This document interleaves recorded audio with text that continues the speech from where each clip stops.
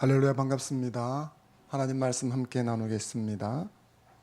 신약성경 마태복음 2장 13절로 23절까지 말씀입니다. 성경을 들고 자리에서 일어서 주십시오.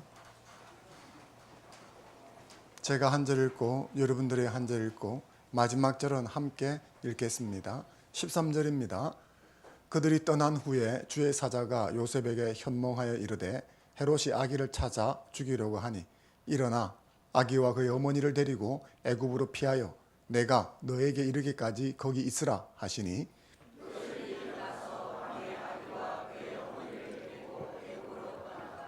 헤롯이 죽기까지 거기 있었으니 이는 주께서 선지자를 통하여 말씀하신 바 애굽으로부터 내 아들을 불렀다 함을 이루려 하심이라.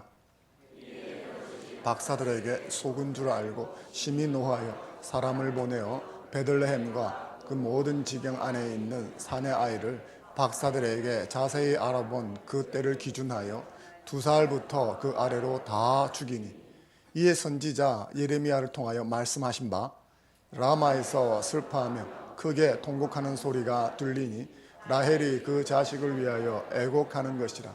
그가 자식이 없으므로 위로받기를 거절하였도다 함이 이루어졌느니라. 헤롯이 죽은 후에 주의 사자가 애굽에서 요셉에게 현몽하여 이르되 일어나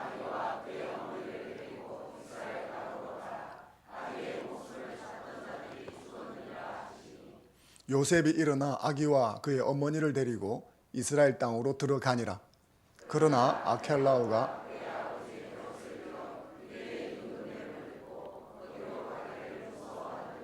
꿈에 지시하심을 받아 갈릴리 지방으로 떠나가 나사렛이란 동네에 가서 사니 이는 선지자로 하신 말씀에 나사렛 사람이라 칭하리라 하심을 이루려 함이로라.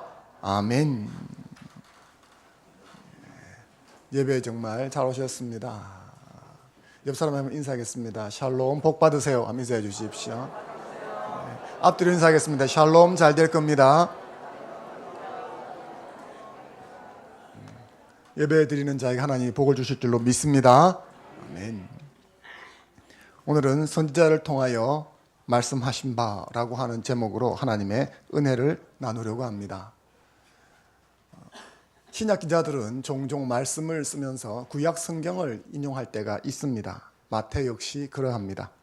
오늘 마태복음 2장에도 구약 예언의 말씀이 4곳이나 실려 있습니다.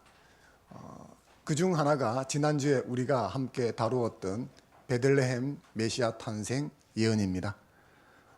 그리고 이제 오늘 우리가 살펴볼 본문에 이 3가지가 들어 있습니다. 애굽 피난 예언, 라헬의 통곡 예언, 그리고 나사렛 예언이 되어지겠습니다. 그래서 오늘은 이 본문 속에 나타나 있는 구약 예언의 말씀 3가지를 통해서 하나님 주신 은혜를 같이 살펴보려고 합니다. 오늘 말씀은 지난주 말씀에 이어서 동방 박사들이 자신의 고향으로 돌아가는 사건으로부터 시작이 되어집니다. 천신만고 끝에 동방의 박사들이 베들레헴에 있는 아기 예수를 찾아와서 경배를 합니다. 그리고 그들이 돌아가게 되었습니다. 하지만 그들이 올 때 왔던 길을 사용하지 않고 전혀 다른 엉뚱한 길을 사용해서 돌아가게 되어집니다. 12절 말씀을 같이 한번 읽어보겠습니다. 12절 시작. 그들은 꿈에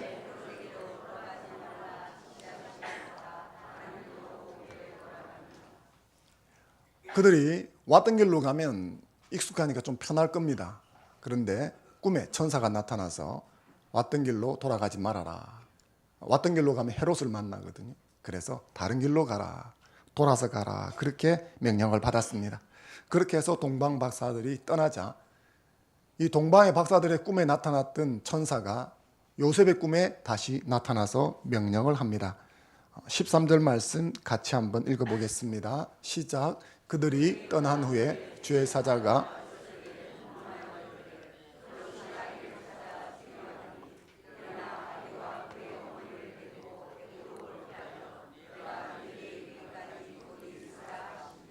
아멘. 천사는 나타나서 요셉에게 긴급 피난을 명령합니다. 헤롯 대왕이 아기를 죽이려고 하니까 즉시 몸을 피하라. 그래서 피할 곳으로 애굽, 이집트를 지시합니다. 잠에서 깨어난 요셉은 즉각 정리를 해서 마리아와 아기 예수를 데리고 이집트로 피난을 떠났습니다. 그런데 마태는 이렇게 요셉 가족이 이집트로 피난 간 이 이야기를 구약 호세아 11장 1절 말씀 예언의 성취다, 이렇게 이야기를 하고 있습니다. 15절 말씀을 같이 한번 읽어보겠습니다. 15절 시작. 헤롯이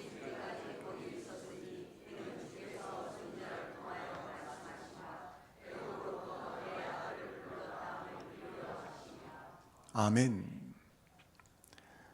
여기 호세아 11장 1절 말씀은 출애굽과 관련 있는 말씀입니다. 이스라엘은 기근 때문에 이집트로 내려가게 되었습니다. 처음에는 좋은 대우를 받았습니다. 하지만 세월이 흘러서 그들은 노예로 전락하고 말았습니다.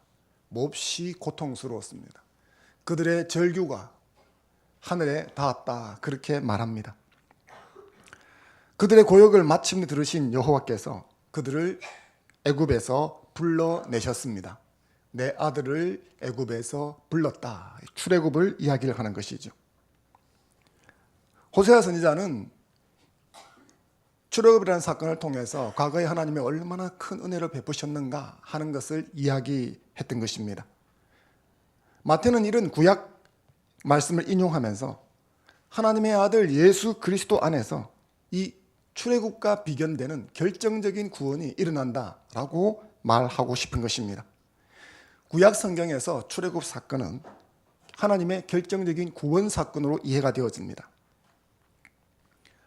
그래서 하나님께서 베푸신 은혜, 이스라엘이 경험했던 놀라운 사건, 그러면 항상 말하기를 출애굽했던 출애굽 당시에 그런 이야기들이 나옵니다. 나는 너희를 이집트에서 구원한 여호와라, 그런 식이죠. 하지만 이 출애굽 사건은 완벽한 것은 아니었습니다. 광야 생활을 보면 알 수가 있습니다. 그들은 죄악 많은 세상에서 고통 가운데 살고 있었습니다. 그것이 이집트고 이집트에 살던 삶이었죠. 그래서 거기서 건져주시길 원했습니다.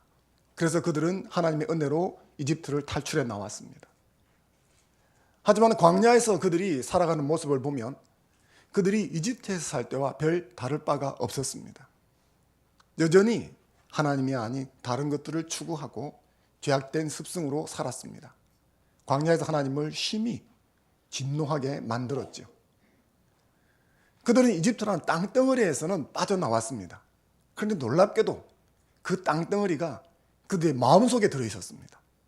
그래서 이집트에서는 나왔는데 그들이 걸어가는 곳에서는 늘 이집트가 존재했던 것이죠. 그들은 진정한 구원을 경험하지는 못한 것입니다. 호세아 11장에서 호세아 선지자는 너희가 출애굽이라고 하는 정말 엄청난 은혜를 겪었는데 어찌해서 또다시 우상숭배의 죄악을 저지르느냐라고 책망하는 문맥에서 주어진 말씀입니다. 출애굽했었지만 진정한 출애굽은 완성되지 못했다는 것을 보여주는 거죠. 그런데 구약의 이 출애굽 사건이 완전한 구원이 아닌 이유, 그것은 예수 그리스도 안에서 일어날 결정적인 구원 사건의 상징이기 때문에 그렇습니다. 그러니까 이 출애굽은 예수 그리스도로 인해서 일어날 구원에 대한 그림자요 모형이었다는 겁니다.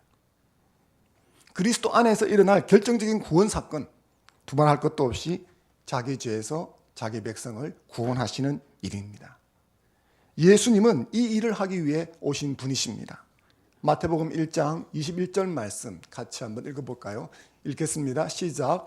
아들을 낳으리니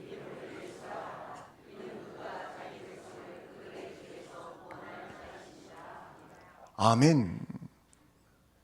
오직 예수 그리스도만이 이 일을 하실 수 있습니다. 예수 그리스도는 죄로부터 진정한 자유를 주는 참된 출애굽을 주시는 유일한 분이십니다. 오직 예수님만이 죄와 사망의 법에서 우리를 해방할 수 있습니다. 인간의 공로나 선행이나 금은 보화로는 불가능합니다. 오직 하나님의 아들 예수 그리스도 안에서만 이 구원이 가능한 것입니다.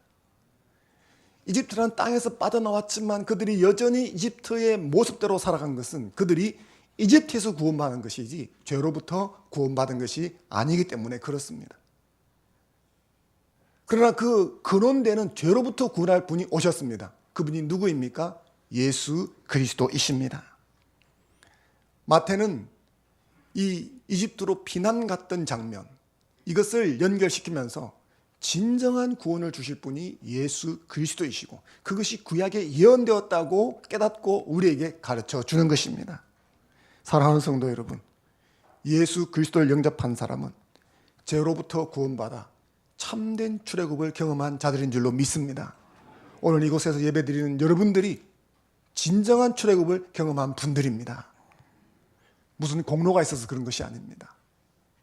잘나서 그런 것이 아닙니다. 하나님이 전적으로 값없이 은혜를 베푸셨기 때문입니다. 죄에서 구원해 주신 주님의 은혜에 감사하는 저와 여러분이 될 수 있기를 바랍니다. 긴급 피난 명령을 받고 아기 예수를 데리고 요셉과 마리아가 이집트로 탈출했습니다. 그 직전에 동방에서 온 박사들은 돌아갔습니다. 그때 예루살렘에는 어떤 일이 벌어지고 있었을까? 그때 예루살렘에는 헤롯 대왕이 궁궐에서 이제나 저제나 동방 박사들이 찾아오기를 기다리고 있었습니다. 지난주에 말씀을 드렸죠.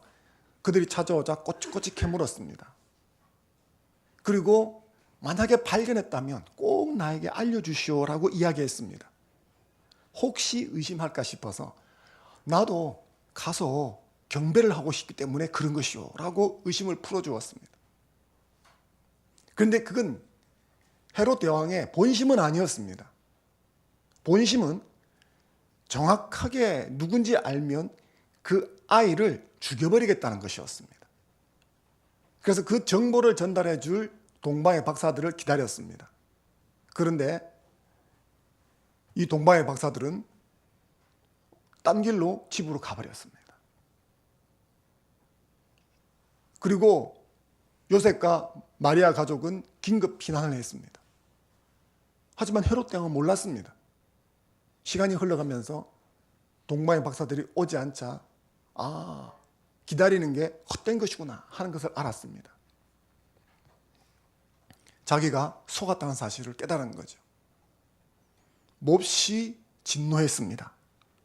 본문 16절 말씀을 같이 한번 읽어보겠습니다. 본문 16절입니다. 시작. 이에 헤롯이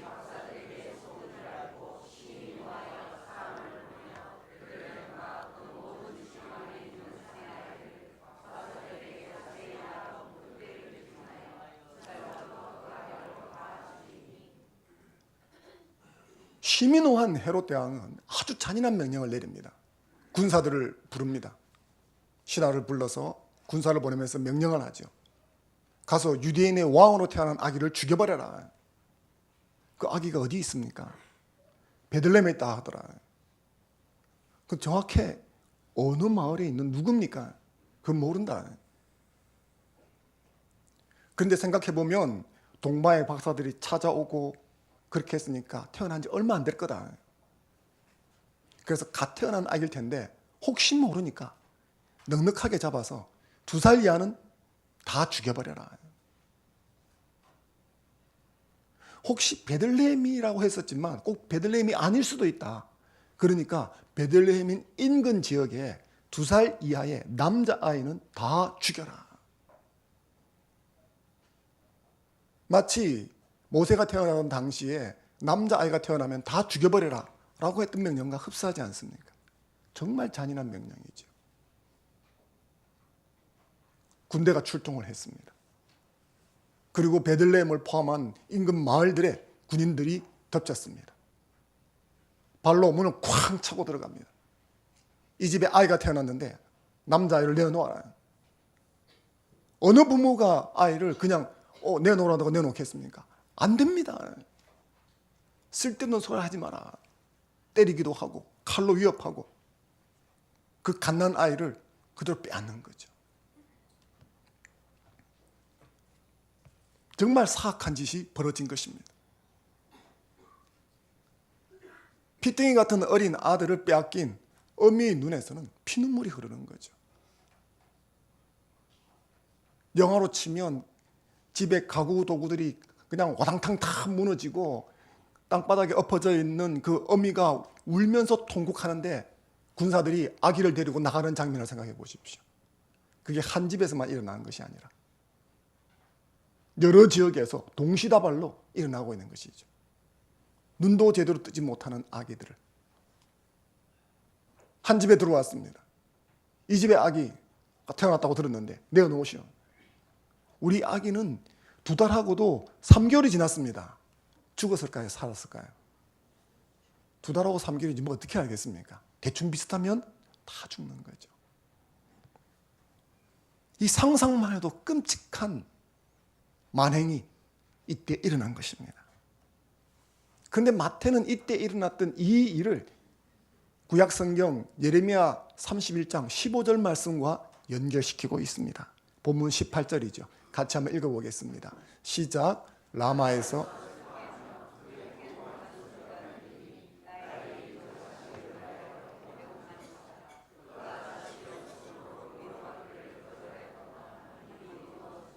아멘. 라헬은 우리가 좀 잘 아는 이름이죠. 야곱의 아내입니다. 베냐민과 요셉을 낳았던 여인이 있죠. 라헬의 특징은 아이를 못 낳는다는 것이었습니다. 그래서 아이를 낳지 못했기 때문에, 아이가 없기 때문에 고통스러워서 울었던 여인이죠. 결국 이 여인은 베냐민을 낳다가 죽습니다. 난산 끝에 아이가 태어났는데 자기는 죽는 거예요. 그러니까 결국 아이를 잃어버리는 것이죠. 그래서 라헬의 통곡은 아들을 잃어버린 것에서 오는 것입니다. 그런데 예레미야 선지자는 이 라헬의 통곡을 라마의 통곡으로 대치를 시킵니다.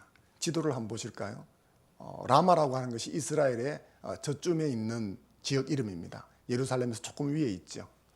저 라마라는 지역은 이스라엘의 멸망 때 통곡의 장소였었습니다. 왜냐하면 저곳에서 아수르나 바벨론이 포로로 잡아갈 사람들을 다 집결시켜가지고 끌어갔거든요. 와서 많은 사람이 전쟁으로 죽었습니다. 그나마 살아있는 사람들조차도 포로로 수천 리 밖으로 끌고 가려고 할 적에 그 라마에 모였던 거예요.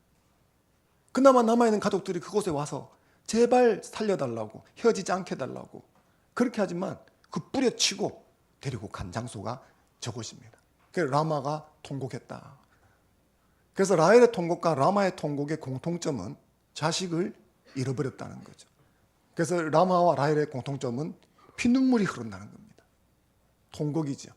근데 마태는 이 예레미야 31장 15절 말씀을 베들레헴의 통곡과 연결시키는 것입니다. 그런 것처럼 이 베들레헴에서도 피눈물이 흘렀다 하는 것입니다. 얼핏 보면 공통점은 통곡 외에는 없어 보이지만 또 하나의 공통점이 있습니다. 그게 뭐냐 하면 아들을 잃어버리는 것이죠. 아들을 상실해버린 것입니다. 이것이 예수 그리스도에게 적용이 되어지면 예수 그리스도께서 약속의 땅에 머물러 있지 못하고 이집트로 떠나가는 것은 약속의 땅이 예수 그리스도를 잃어버렸다는 겁니다. 그렇게 되어질 적에 그 땅에는 통곡이 임한다는 거죠.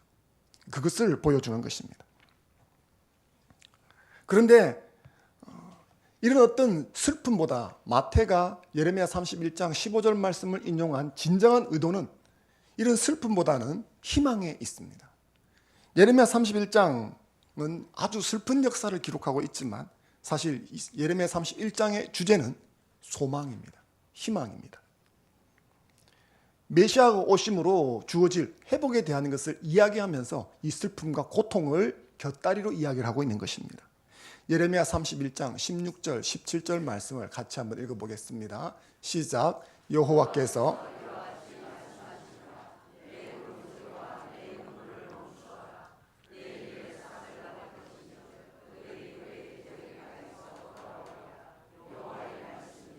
아멘.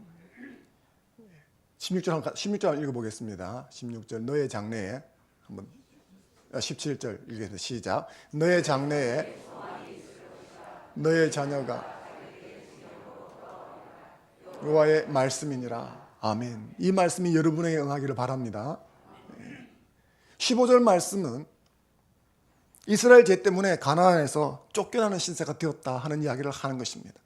16절, 17절 말씀은 하지만 언젠가는 돌아올 수 있게 해주겠다라고 약속해 주는 것입니다. 그래서 장래에는 소망이 있을 것이다. 그래서 하나님이 말씀하시죠. 통곡을 그치게 해주리라. 마태는 베들레헴에서 아기들이 비참하게 살해된 이 사건을 라헬의 통곡과 연결시키면서 바벨론에서 구속될 것을 예수 그리스도를 통해서 회복되는 것과 연결시키고 있는 것입니다. 베들레헴에 임한 이 슬픔과 황폐함, 누가 회복시킬 수 있습니까? 예수 그리스도만이 회복시킬 수 있다는 것입니다. 이 베들레헴에서 학살을 당한 아이들과 아들을 빼앗긴 어미들은 무슨 죄를 지었는지 우리는 모릅니다. 종종 이런 문제는 그런 질문을 야기를 시키죠. 정직하게 대답하면 왜 그런지 우리는 모릅니다. 그러나 한 가지, 이 죄악된 세상에 살기 때문에 이런 고통은 이 죄악된 세상에 사는 누구에게나 찾아올 수 있는 것입니다. 이 통곡과 눈물이 나의 통곡과 눈물이 될 수 있는 것입니다. 중요한 것은 이 탄식과 눈물을 멈출 수 있다는 것입니다. 누가 멈추게 하십니까? 예수 그리스도가 멈추게 하는 것입니다. 마태가 이것을 전달하려고 하는 것이죠. 예수 그리스도는 우리의 통곡과 눈물을 그치게 해 주실 분이십니다. 우리의 통곡을 기쁨으로 변화시켜 줄 수 있는 유일한 분이십니다. 우리의 상처와 질곡을 치유해 주실 유일한 분이십니다. 예수 그리스도는 우리를 죄와 죽음에서 건져줄 분이십니다. 여러분 가운데 상한 심령으로 통곡과 눈물이 있다면 그 눈물을 닦아줄 수 있는 유일한 분은 예수 그리스도 외에는 없는 줄로 믿습니다. 다른 곳으로 가서 눈물을 닦아달라고 하지 마십시오. 닦아줄 수 있는 이가 없습니다. 그러나 우리 주님께로 오면 그 눈물과 통곡이 멈추어질 줄로 믿습니다. 왜냐하면 주님은 그것을 멈추게 하기 위해서 오신 분이시기 때문에 그렇습니다. 이분이 우리가 믿는 예수 그리스도이십니다. 예수님께서 이집트로 가신 것은 이런 예언들이 이루어지는 과정이었습니다. 그런데 영원히 이집트에 있는 것은 아니죠. 그래서 천사가 말하기를 헤롯 대왕이 죽기까지 그곳에 있으라고 이야기를 했습니다. 그러면 헤롯 대왕이 죽으면 어떻게 되어집니까? 복귀가 가능한 것이죠. 드디어 헤롯 왕이 죽습니다. 그러자 주의 사자가 나타나서 현몽해서 가르쳐주지요. 돌아와도 좋다. 그래서 이집트 피난살이를 청산하고 요셉 가족은 귀국하게 되어집니다. 이스라엘로 돌아오려고 하는 것이죠. 만약에 이집트에서 돌아온다면 요셉 가족은 어디 가서 살았을까요? 너무 어려운 걸 물었습니까? 어디 가서 살았을까요? 나사렛에 가서 사는 게 아니죠. 베들레헴 가서 살았을 겁니다. 왜 그렇습니까? 거기가 고향이기 때문이죠. 그런데 베들레헴을 가는 것이 무서웠습니다. 자, 22절 말씀을 같이 한번 읽어보겠습니다. 시작. 그러나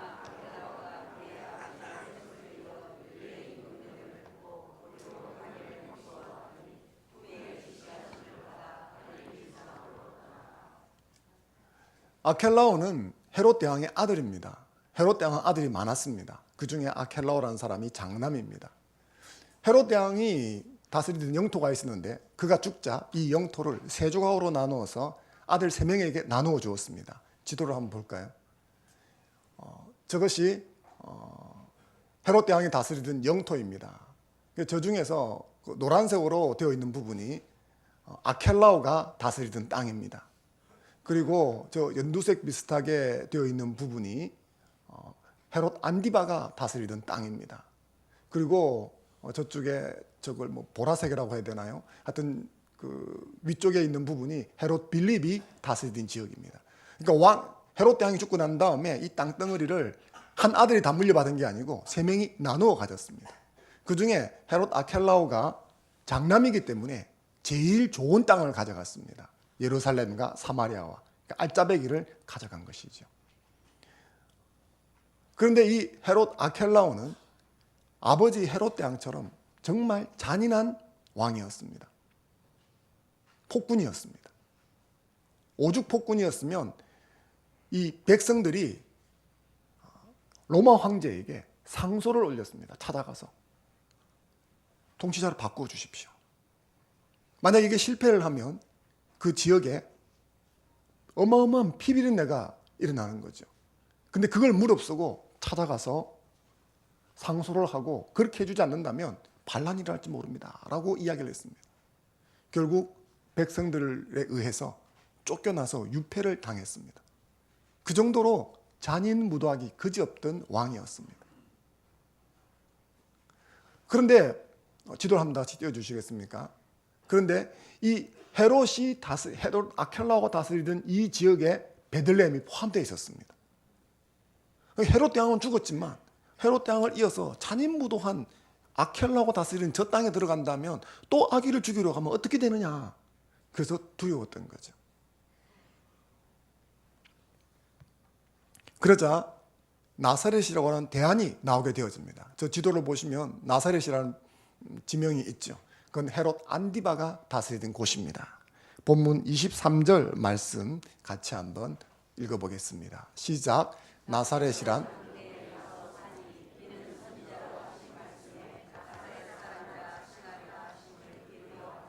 아멘.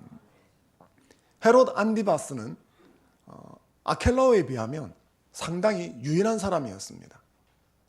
그러니까 좀 더 부드러운 사람이었기 때문에 좀 더 안전하다 생각하게 된 것이죠. 그래서 갈릴리 지역으로 가서 갈릴리 호수를 따라서 남부 지역에 있는 나사렛이라고 하는 궁벽한 외진 마을에 정착해서 살게 되었습니다.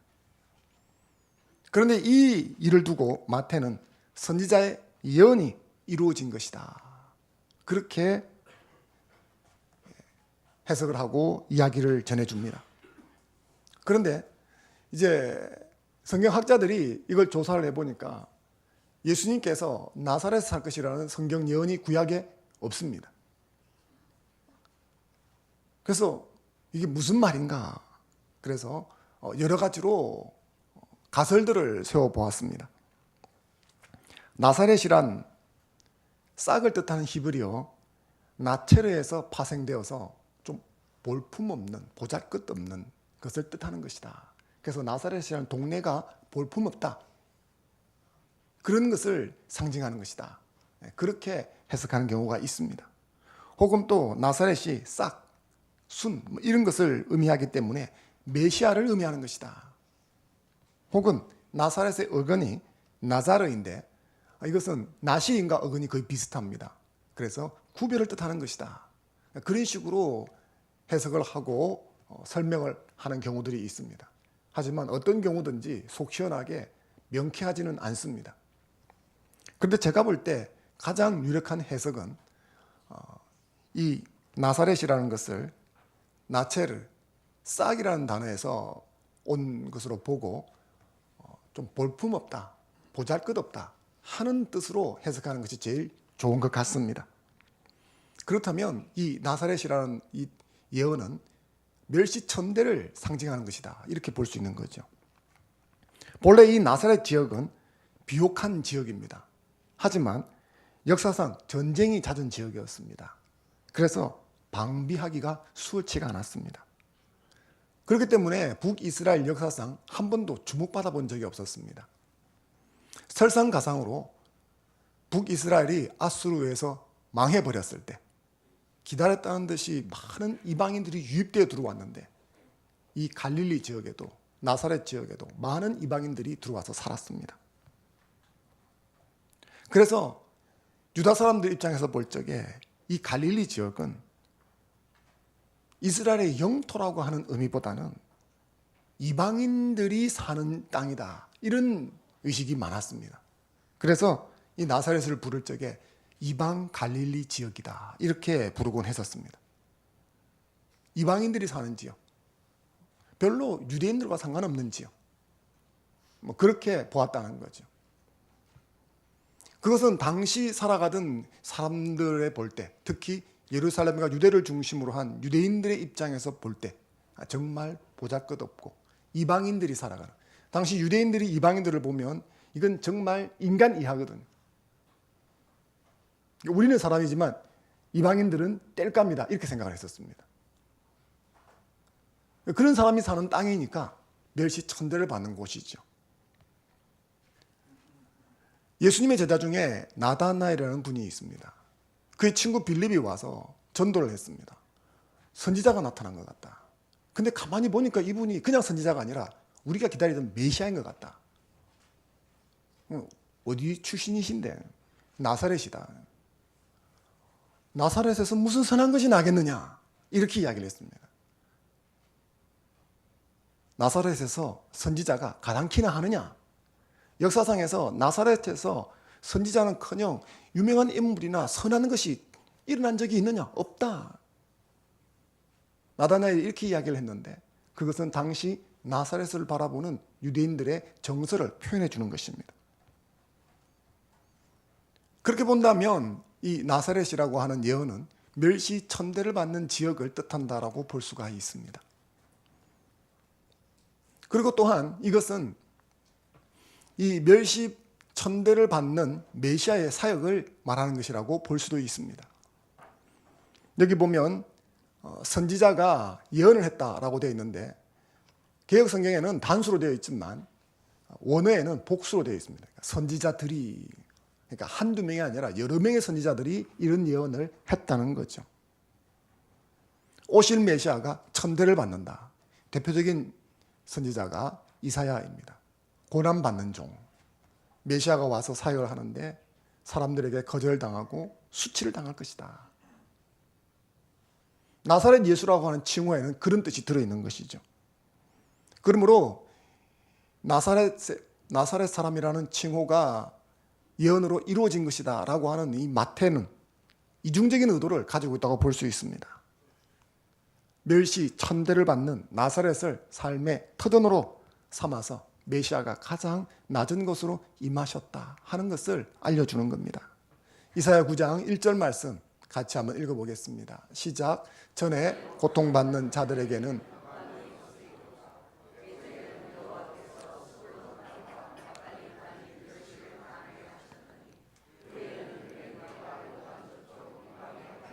영화롭게 하셨느니라. 아멘. 또한 예수님의 사역이 이와 같이 천대를 받을 것이다 라고 하는 것을 상징하기도 하는 것입니다. 이사야 53장 3절 말씀 같이 한번 읽어보겠습니다. 시작. 그는 멸시를 받아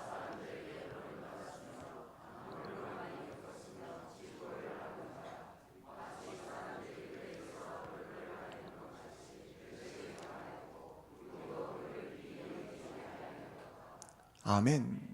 예수님은 멸시 천대받는 지역에 오셔서 멸시 천대받는 이름에도 불구하고 당신의 사역을 해 나가셨다 하는 것입니다. 마태는 나사렛에서 살면서 그 예언이 이루어졌다고 우리에게 가르쳐 주는 것입니다. 이것을 통해서 우리가 꼭 기억해야 될 사건이 있습니다. 그게 뭐냐면 하나님의 은혜는 소외된 지역과 사람에게 제일 먼저 부어진다는 것입니다. 예수님이 보잘것이 없고 그래서 누구의 관심도 끌 수 없었던 천대받는 가난한 마을에 오신 이유, 그것은 소외받는 자들에게 하나님의 은혜가 제일 먼저 부어진다는 것을 보여주기 위함입니다. 구유에 그 몸이 누이신 것도 같은 의미인 거죠. 이사야 9장 1절 2절에 보면 그것을 보여줍니다. 갈릴리는 소외받는 지역이었습니다. 그래서 이 지역에 살고 있는 사람들은 고통받는 자들이었습니다. 2절도 같이 이야기를 하죠. 2절 한번 이사야 9장 2절 읽어보겠습니다. 시작. 흑암에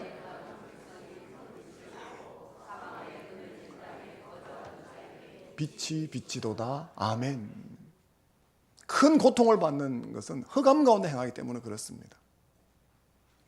우리가 두 눈 뜨고 걸어다니니까 그렇죠. 우리가 시각장애인, 소경맹인이라면 어떻겠습니까? 순식간에 고통스러워지는 것입니다. 흑암 가운데 행하는 백성들은 고통인 것이죠. 사망의 그늘에 앉아있기 때문에 절규가 튀어나오지 않을 수가 없는 것입니다. 그런데 이 예언은 무슨 이야기를 합니까? 그런 소외받던 지역 갈릴리가 영화롭게 될 것이라고 말하고 있습니다. 그리고 그런 멸시천대를 받던 지역에 살던 고통 중에 있는 사람들이 빛을 볼 거라고 하는 것입니다. 내가 소경이기 때문에 당하는 고통이 얼마나 많습니까? 그냥 여러분이 잠깐 눈을 감고 저 문을 내려서 계단으로 한 계단만, 한 층만 내려간다고 생각해 보십시오. 그러면 고통이 뭔지를 금방 알 수 있습니다. 근데 눈이 번쩍 뜨였습니다. 빛이 들어왔습니다. 사물이 보입니다. 그 고통이 사라진다는 거죠. 예수 그리스도가 오셨다는 것은 그런 의미인 것입니다. 예수 그리스도가 오시면 어둠이 빛이 되는 줄로 믿습니다. 그럼 흑암에 앉은 사람이 빛을 보게 되는 것입니다. 그 은혜가 임하는 것입니다. 이사야 9장 1절 2절에 언급하고 있는 고통받는 자, 흑암 가운데 행하는 자는 아수르 지배를 받은 당시 유다 사람들을 이야기하는 것입니다. 그들은 아수르의 지배로 인해서 말할 수 없는 절망 속에 살았습니다. 아수르나 바벨론이나, 그죠? 전쟁으로 인해서 많은 사람이 죽었습니다. 당시 이스라엘 백성들이 피눈물을 흘리며 포로로 잡혀갔습니다. 그러니 사망의 그늘 아래 앉아 있는 것이었죠. 그런데 참 감사한 것은 우리는 그런 고통을 겪지는 않았지만 사실 우리 역시도 그와 같은 실존에 놓여 있는 자들이었습니다. 이 사망의 그늘에 앉아있던 자들에게 빛이 비쳤다는 것은 우리에게도 그 빛이 비쳤다는 거죠. 우리는 아수르의 지배를 받고 살지는 않지만 더 혹독한 죄의 지배를 받고 사망의 그늘 안에 사는 자들입니다. 죄의 결과는 사망입니다. 죽음이 왕노릇하는 세상에 살고 있는 사람들은 모두 죽음 앞에 두려워 떨면서 사는 존재들입니다. 아니라고 말할 수 있는 분이 있으십니까? 강한 것처럼 보여도 정말 약한 것이 사람입니다. 그냥 병원에서 조사 한 번 더 하십시다 이러면 지금까지 잘 먹던 밥이 안 넘어갑니다. 코를 골면서 잠만 잘 잤는데 잠이 안 옵니다. 오만 생각이 다 드는 거죠. 왜 그렇습니까? 우리가 사실 죽음의 그늘 아래 앉아 있는 존재이기 때문에 그런 것입니다. 그런데 이 말씀은 우리에게 위로가 되는 것이죠. 하나님께서 은혜를 베푸실 적에 그런 죽음의 그늘에 앉아서 멸시천대를 받는 삶을 살던 소외된 인생에게 빛이 먼저 임한다는 겁니다. 세상은 가진 자, 있는 자부터 먼저 돌보고 관심을 가집니다. 제가 백화점에 갑니다. 근데 제 옆에 한 사람이 같이 들어왔습니다. 카드를 꺼내서 계산을 합니다. 제 옆에 있는 사람은 VIP 카드를 냅니다. 저는 IP 카드를 냅니다. 누구를 좀 더 신경을 써주겠습니까? VIP 카드를 신경을 쓰죠. 제 뒤에 한 사람 늦게 들어왔습니다. 그 사람도 카드를 냈습니다. 그 사람이 낸 카드는 VVIP 카드입니다. 누구를 신경을 써주겠습니까? 세상은 VVIP를 더 신경을 씁니다. 만약 하나님도 VVIP를 더 신경 쓰신다면 저는 오늘 여기서 설교도 할 수 없습니다. 그렇지 않겠습니까? 그리고 여기에 몇 분이나 앉아 계시겠습니까? 근데 하나님께서는 VVIP에 먼저 눈을 돌리지 않습니다. 하나님께서는 소외당한 사람, 흑암의 그늘, 고통받는 자, 결핍이 있는 자, 눈물 흘리는 자, 그런 자들을 먼저 찾아가십니다. 하나님의 은혜는 이렇게 소외된 지역에서부터 시작하는 것입니다. 저와 여러분이 구원받았다는 것은 바로 그 증거인 것입니다. 내 삶에 이 빛이 비추어진 것은 내가 잘나서 그런 것이 아닙니다. 저와 여러분의 삶에 결핍이 있었습니다. 그것 때문에 고통스럽고 힘들었는지 모르겠지만 사실은 그로 인해서 우리는 예수 그리스도를 만날 수 있게 된 것입니다. 하나님의 은혜를 입게 된 줄로 믿습니다. 그래서 이것이 정말 감사한 것입니다. 사랑하는 성도 여러분, 나같이 결핍투성이인 자를 귀히 여기시고 돌보시는 하나님께 감사하는 저와 여러분이 되었으면 좋겠습니다. 나사렛같이 궁벽한 촌마을, 선한 것이 나을 수 없는 그늘진 땅, 근데 주님이 그 땅을 영화롭게 해 주십니다. 하나님이 오시면, 주님의 은혜가 임하면 그리 되는 줄로 믿습니다. 이 나사렛은 저와 여러분을 상징하는지도 모릅니다. 선한 것이 나올 수 없는 궁벽한 촌마을 같은 나의 인생일지라도, 선한 것이 나올 것이 없어 보이는 내 삶일지라도 하나님의 은혜가 임하면 내 인생이 영광스럽게 바뀔 줄로 믿습니다. 이것을 기대하는 여러분 되시기 바랍니다. 내가 나를 바꾸는 것은 아니지만 나같이 부족한 자에게 찾아오신 그 하나님과 그 은혜가 나를 바꿀 것을 기대하고 살아가는 저와 여러분이 되었으면 좋겠습니다. 예수 그리스도를 제대로 발견하는 사람은 인생이 바꾸어집니다. 동의하십니까? 그렇습니다. 누구든지 예수 그리스도를 진심으로 만나면 그 인생이 송두리째 바뀌어집니다. 그런 예를 들려면 무수히 들 수가 있습니다. 여러분 지금 예배를 들으시고 말씀을 들으시는 여러분 가운데도 있을 것입니다. 멀리 갈 것도 없이 오늘 이 글을 기록한 마태 역시 그런 분 중에 한 분입니다. 그는 본시 레위인이었습니다. 좋은 혈통을 타고났지만 그는 세금쟁이였습니다. 세금 징수원이었습니다. 당시의 세금 징수원은 유대인의 입장에서 보면 매국노였습니다. 유대사회에서 볼 적에 천국에 갈 수 없는, 그리고 결코 구원받을 수 없는, 회개해도 구원받을 수 없는 두 부류의 인물 중에 하나가 세리였습니다. 마태는 그런 세리에 포함된 사람이었습니다. 유대사회에서 얼마나 배관시 당했을지, 돈도 있고 권력도 있었지만 유대사회에서는 사람 취급을 받지 못하던 사람이었습니다. 그런 마태였는데 그가 예수님을 만나게 되었습니다. 세금 징수일을 하던 곳에서 예수님이 그를 부르셨습니다. 그 은혜로운 부르심을 듣고 예수 그리스도를 발견한 이후에 마태의 삶은 180도로 달라졌습니다.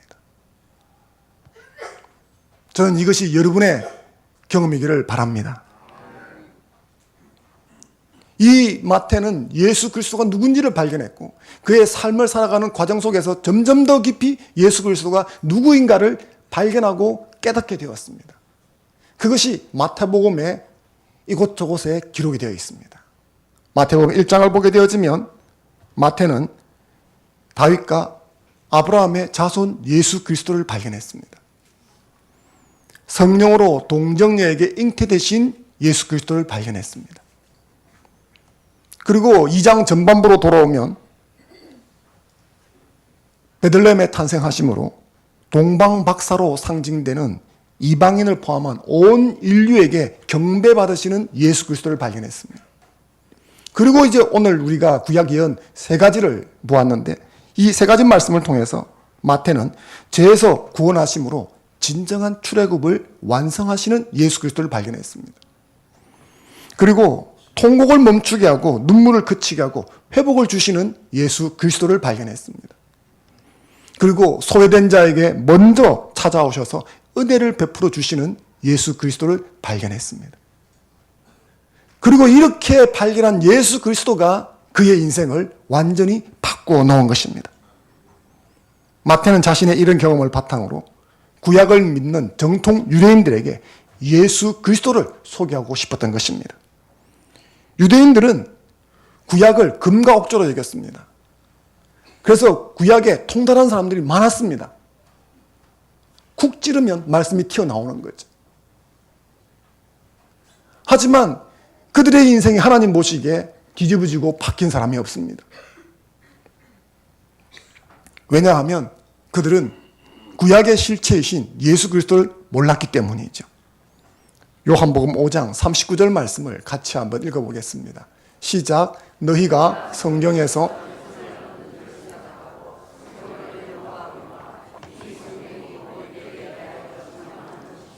아멘. 구약 성경이 누구에 대해 증거하는 것입니까? 예수 그리스도에 대해서 증거하는 것입니다. 예수 그리스도는 구약 예언의 성취입니다. 마태가 그것을 깨달은 것이죠. 그래서 그가 자주 구약을 인용해서 예수 그리스도를 소개하는 것입니다.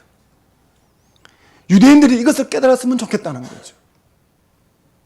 그리고 그들이 이것을 깨닫는다면 자신처럼 예수 그리스도로 인해서 하나님이 베푸신 은혜를 경험하게 될 거라고 확신했기 때문인 것입니다. 예수님은 구약 예언의 실체이십니다. 예수님에 대한 이 구약 예언은 전부 다 그림자입니다. 실체를 모르고 어떻게 본체를 올바로 알 수 있겠습니까? 말씀을 온전히 이해할 수가 없는 것입니다. 그러나 예수 그리스도를 올바로 이해하고 깨닫기 시작하면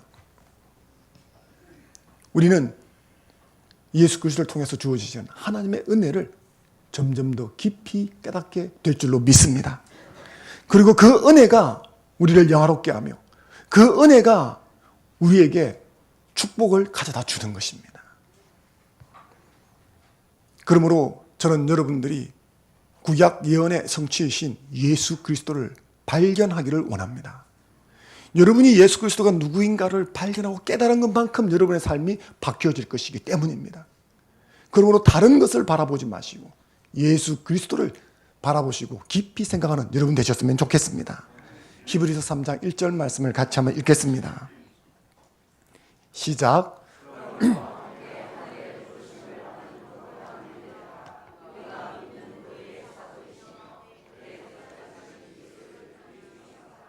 아멘. 마태가 전해주려고 했던 자신이 발견하고 경험한 예수 그리스도, 그 예수 그리스도는 오늘 우리에게도 성령께서 전해주고 싶은 것인 줄로 믿습니다. 이 가운데 여러분들이 발견한 예수 그리스도는 어떤 분이십니까? 어떤 분이시든지 간에 여러분들 그 예수 그리스도를 깊이 묵상하기 시작하면, 그리고 그 예수 그리스도를 더 깊이 깨달으려고 하기 시작하면 여러분의 삶은 예수 그리스도로 인해서, 그리고 예수 그리스도로 인해서 주어지는 은혜로 인해서 반드시 바뀌게 될 줄로 믿습니다. 그러므로 이 예수 그리스도를 깊이 생각하고 그 인생 가운데 부어주신 하나님의 복을 받아 누리는 저와 여러분 되기를 주의 이름으로 축원합니다. 잠시 주신 말씀 붙들고 함께 기도하는 시간 갖겠습니다.